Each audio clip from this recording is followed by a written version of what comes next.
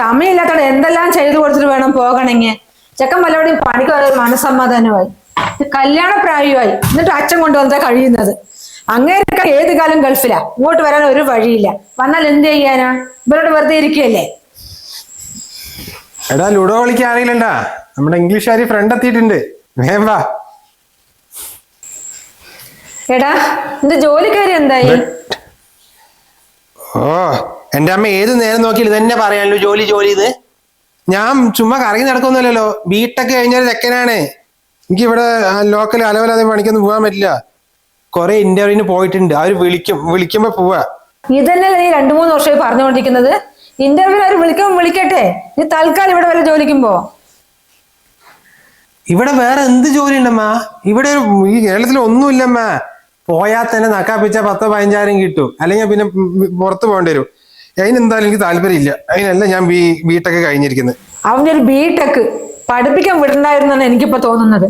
എടാ അച്ഛൻ എത്ര കൊല്ലോണ്ട് ഗൾഫിൽ കിടന്ന് കഷ്ടപ്പെടുന്നത്, വയസ്സെത്രയെന്ന് പറഞ്ഞിട്ടാ. ആ പാവം കഴിഞ്ഞ വർഷം ലീവിൽ വന്നപ്പോ ഇവിടെ ഇരിക്കാന്ന് വിചാരിച്ചതാ. നിനക്കൊരു ജോലി ആകാത്തതുകൊണ്ട് ആ പാവം തിരിച്ചു പോയത്. നീ എങ്ങനെയെങ്കിലും ഒരു ജോലി നോക്കടാ ഇവിടെ. ഓ അപ്പൊ ഞാൻ കഷ്ടപ്പെട്ട പണിക്ക് പോയിട്ട് നിങ്ങളൊക്കെ നോക്കണെന്നാ പറയുന്നത്? നീ പണിക്ക് പോയിട്ട് ഞങ്ങളെ ഒന്നും നോക്കണ്ട. ആ ഒരു ഗതികേട് വരാതിരിക്കാനാണ് ഞങ്ങൾ പ്രാർത്ഥിക്കുന്നത്. എനിക്ക് നിന്റെ കാര്യങ്ങൾ നോക്കാലോ, അതിനു വേണ്ടി ഞങ്ങൾ പറയുന്നത്. എന്റെ അമ്മേ, നിങ്ങളുടെ ഔദാര്യം എനിക്ക് വേണ്ട. എനിക്ക് വേണ്ടി ചെലവാക്കിയ പൈസ എത്രയാണെന്ന് എഴുതി വെച്ചോ, അതിന്റെ പലിശ അടക്കം ഞാൻ തിരിച്ചു തരും. എന്ത് വന്നാലും എന്റെ സ്റ്റാൻഡേർഡ് വിട്ട ഒരു പണിക്ക് ഞാൻ പോലമേ, അത് ഉറപ്പിച്ച. വെറുതെ എന്ത് ഡയലോഗ് നമ്മ പോയായിരുന്നു. നിന്നെ ഒന്നും പറഞ്ഞിട്ട് കാര്യമില്ല. ചോദിക്കും നിന്റെ അച്ഛൻ അയച്ചു തരുന്നുണ്ടല്ലോ, അങ്ങനെ പറഞ്ഞാൽ മതി. ഞാനേ ആ ബിന്ദുവിന്റെ മരുമകൾ പ്രസവത്തിന് പോവുക, അങ്ങോട്ടേക്ക് പോവുകയാണ്. ഭക്ഷണമൊക്കെ ഉണ്ടാക്കി വെച്ചിട്ട് അടുത്ത് കഴിക്കുവോ? എന്റെ അമ്മ അതൊക്കെ ഞാൻ എടുത്ത് കഴിക്കുക. അമ്മ സമയങ്ങളിൽ വേഗം പോവാൻ നോക്ക്, ഞാൻ ഗെയിം കളിച്ചുകൊണ്ടിരിക്കുക. അവന്റെ ഒരു ഗെയിം. എടാ എങ്ങോട്ടെങ്കിലും പോവുകയാണെങ്കിലേ വാതിൽ കടച്ചിട്ട് പോട്ടാ, ചെക്കന്മാരെ വിളിച്ചു പറഞ്ഞിട്ടും കണ്ട് പോകണ്ട. ആ ശരി ശരി, എനിക്ക് അറിയാം അതൊക്കെ.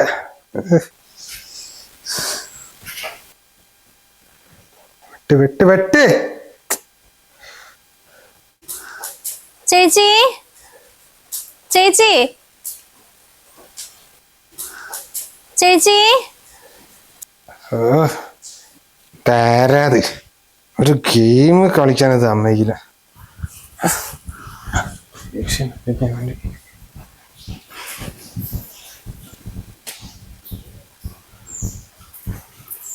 ആരാ?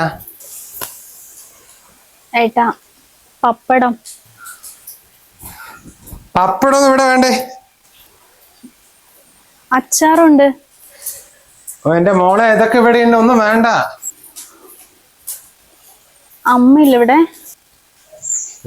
കേടാണല്ലോ. അമ്മ പുറത്തു പോയിരിക്കുക, എന്തേ? ഞാൻ എല്ലാ ആഴ്ചയും ഇങ്ങോട്ട് വരുന്നതാ. ഈ ഏരിയയില് അമ്മ മാത്ര മുടങ്ങാതെ അച്ചാറും പപ്പടമൊക്കെ എടുക്കുന്നത്. ഒന്ന് വിളിച്ചു ചോദിക്കോ? ഞാനവിടെ കുനിയൽ കടവെന്ന് വരിക. മോളെ, ഈ പണിയെടുക്കുക പറഞ്ഞാലേ കുറച്ച് കഷ്ടപ്പാടുതന്നെയാണ് കേട്ടോ. മറ്റുള്ളവരുടെ പൈസ വെറുതെ ഒന്നും പോക്കറ്റിലേക്ക് വരില്ലല്ലോ. അല്ലെ ഈ കുനിക്കടവ് എന്ന് പറഞ്ഞാൽ ഇവിടുന്ന് 2 കിലോമീറ്ററല്ലേ ഉള്ളൂ. അവിടെ നിന്ന് ഇങ്ങോട്ട് നടന്നു വന്നതിനാണ് ഇപ്പൊ അത്രയും ഡയലോഗ് അടിക്കുന്നത്. ഈ 20 രൂപയുടെ പപ്പടം മേടിക്കാൻ വേണ്ടി ഞാൻ എൻ്റെ അമ്മനെ വിളിച്ചു പറയണോ?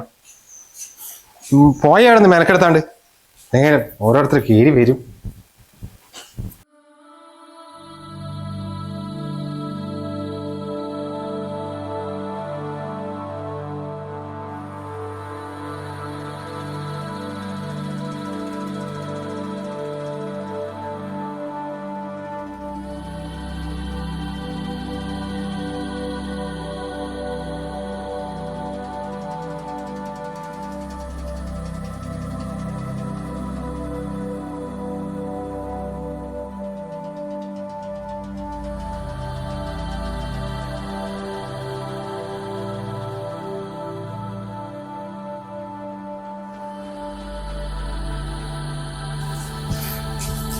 ഗേറ്റ് തുറന്നിട്ട് ഇതുപോലത്തെ ഓരോന്നും കയറി വരും. പ്രത്യേക സമയം മെനക്കെടുക്കും.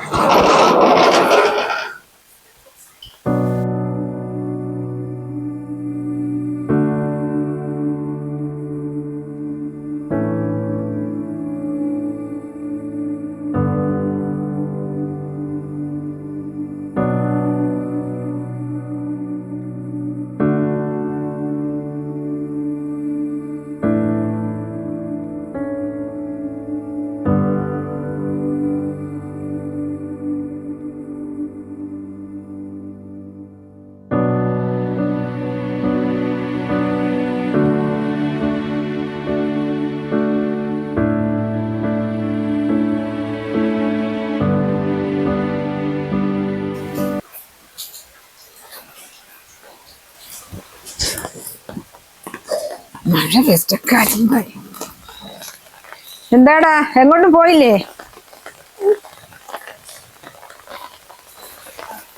എന്താടാ എന്ത് പറ്റി?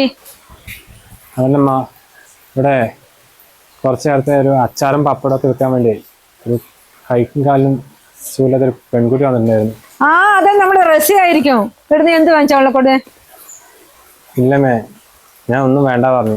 എന്ത് പണിയാണ് നീ കാണിച്ചത്? ആ പാവം എത്ര ദൂരത്തിന് വരികയാണെന്നറിയോ? ഞാൻ മാത്രം ഇവിടെ വാങ്ങിക്കുള്ളൂ. എന്തെങ്കിലും വാങ്ങുന്ന വിശ്വാസത്തിൽ ഇവിടെ കയറി വരുന്നത് ആദ്യം തന്നെ.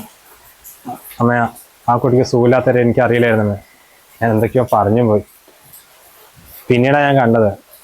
എനിക്ക് അതിനുശേഷം ആ കുട്ടിനെ ഫേസ് ചെയ്യാൻ മടിയായിട്ട് ഒന്നും വാങ്ങിയില്ല. പക്ഷെ വല്ലാത്തൊരു വിഷമമായിപ്പോയി. ഇവിടെ ഒന്നും വേണ്ടെങ്കിലും ആ കുട്ടി വരുമ്പോൾ എന്തെങ്കിലുമൊക്കെ വാങ്ങിക്കായിരുന്നു. ഇത്ര വയ്യാണ്ടായിട്ടും ജോലി ചെയ്ത് ജീവിക്കുന്നുണ്ടല്ലോ. ഇങ്ങനെയുള്ളവരെ മോനെ നമ്മൾ പ്രോത്സാഹിപ്പിക്കേണ്ടത്.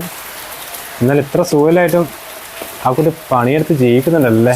ഇത് മാത്രമല്ല മോനെ, ഇതില്ലാത്ത സമയത്തെ ഇവർക്ക് ചെറിയൊരു പേടിയുണ്ട്. അവിടെ നിൽക്കുന്നുണ്ട്, പിന്നെ എന്തെല്ലാം ഓൺലൈനായിട്ട് കച്ചവടം ചെയ്യുന്നുണ്ട്, പിന്നെ ട്യൂഷൻ എടുക്കുന്നുണ്ട്. ഒരു സെക്കൻഡ് ആ കുട്ടി വെറുതെ ഇരിക്കില്ല. എന്നാ പിന്നെ ആ കുട്ടിക്ക് അതൊക്കെ നോക്കി അവിടെ തന്നെ ഇരുന്നാൽ പോരാനോ? ഈ ജോലിക്ക് വരേണ്ട ആവശ്യമുണ്ടോ? ഇതേ ചോദ്യം ഞാൻ ആ കുട്ടിനോട് ചോദിച്ചിട്ടുണ്ടായിരുന്നു. അപ്പോൾ എന്താ മറുപടി പറഞ്ഞറിയോ? സ്കൂളിൽ പഠിക്കുന്ന സമയം തൊട്ട് തുടങ്ങിയതാ എല്ലാരും എന്നെ മാറ്റി നിർത്താൻ. എനിക്കങ്ങനെ പറയത്തക്ക ഫ്രണ്ട്സ് ഒന്നും ഇല്ലേ ചേച്ചി. ആരും എന്നോട് അങ്ങനെ കൂട്ടുകൂടാനും വരില്ലേ. അന്നേരം കുട്ടികളൊക്കെ ഞൊണ്ടിക്കാലി വിളിച്ച് കളിയാക്കായിരുന്നു. പക്ഷെ അതിലൊന്നും എനിക്കൊരു വിഷമം ഉണ്ടായിരുന്നില്ല. ഇപ്പൊ നാട്ടുകാരും കുടുംബക്കാരും വീട്ടുകാരൊക്കെ എന്നൊരു സഹതാപത്തോടു കൂടിയാ നോക്കാണത്. അതും മാത്രം എനിക്കിപ്പൊരു. അപ്പൊ കല്യാണം? എന്റെ കല്യാണം നടത്താൻ ഉപ്പയമ്മയൊക്കെ ഒരുപാട് ശ്രമിച്ചതാ. പക്ഷെ എന്നെയൊക്കെ ആര് കേട്ടാനേ ചേച്ചി. എന്തായാലും ആർക്കൊരു ബാധ്യതയായിരിക്കും എനിക്ക് ഒട്ടും താല്പര്യമില്ല. അതുകൊണ്ടാ വീട്ടുകാരെ എതിർത്തിട്ടും ഞാൻ ഈ പണിക്കിറങ്ങിയത്. പിന്നെ ഇതൊന്നും എൻ്റെ കുഴപ്പം കൊണ്ടല്ലല്ലോ, എല്ലാം വിധിയാന്ന് കരുതി സമാധാനിക്കുക. എന്ത് വന്നാലും ആരും ആശ്രയിക്കില്ല ചേച്ചി. ആവുന്നിടത്തോളം കാലം പണിയെടുത്ത് ജീവിക്കും.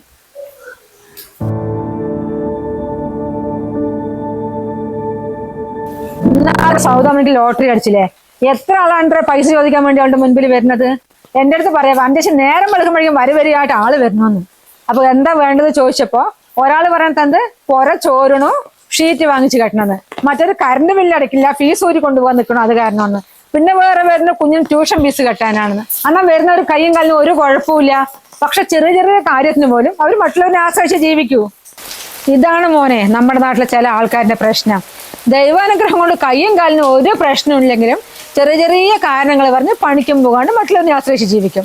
പക്ഷെ ഇതുപോലെ കയ്യും കാലിനും സുഖമില്ലാത്തവരോ കണ്ണു കാണാത്തവരൊക്കെ ഒരാളെ ആശ്രയിക്കാണ്ട് അന്തസ്സായി ജോലി ചെയ്ത് സ്വന്തം കാലിൽ നിൽക്കുവരും.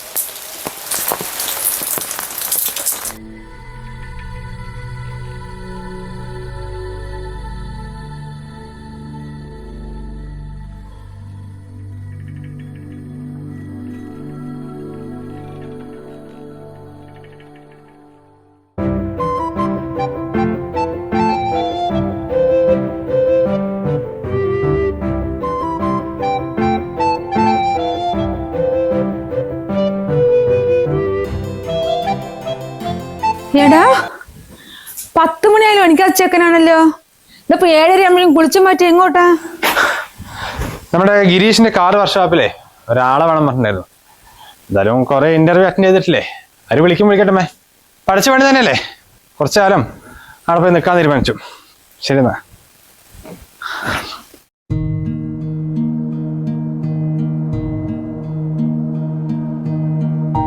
നമുക്ക് ജോലി എടുക്കാൻ പറ്റാത്ത രീതിയിൽ അസുഖം വന്ന് കിടപ്പിലാണെങ്കിൽ അത് പിന്നെ പറഞ്ഞിട്ട് കാര്യമില്ല.